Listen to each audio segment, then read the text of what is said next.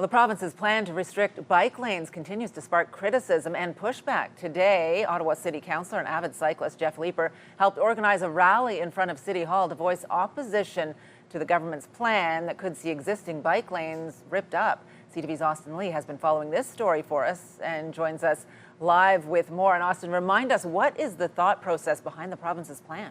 Yeah, Patricia, the Ford government says its key objective here with this plan to restrict bike lanes has to do with easing traffic congestion. But Doug Ford went a step further last week, saying existing bike lanes could even be ripped up. And now he says his government would cover those costs. There's going to be real impacts for communities and how people move about in their cities. It's a plan that has faced sharp criticism, limiting municipal government's ability to decide where new bike lanes could be installed. And that's not all. Bike lanes built in the past 5 years could be removed based on data municipal governments will have to send to the province.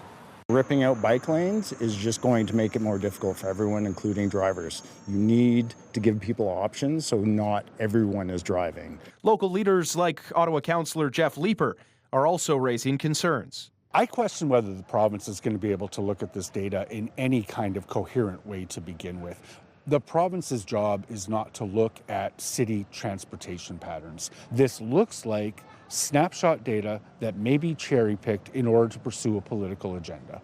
Leiper points to the city's transportation master plan, which would be impacted by this legislation, and data that shows cycling is on the rise in the capital. Meantime, drivers say traffic congestion has become a real problem. I think it's ridiculous. It is absolutely insane. And doing away with bike lanes is something some people support. Eliminate bike lanes, like more lanes for us, perfect. Get rid of them, especially in the downtown area. And that's where they are, right? I hate bike lanes in total. If the province decides to remove bike lanes, the transportation minister says they will foot the bill, not the city. But Leiper argues that would still be a step backwards. Our job as a city is to try to find ways to give people an alternative to driving. That's the only way we're going to be able to mitigate the amount of congestion you can expect. We can't handle the cars associated with 400,000, 500,000 new people over the course of the next 25 years. Now, we reached out to Ontario's Transportation Minister, Prabmeet Singh Sarkaria, to get more clarification on the province's plan, but he was not available today for an interview.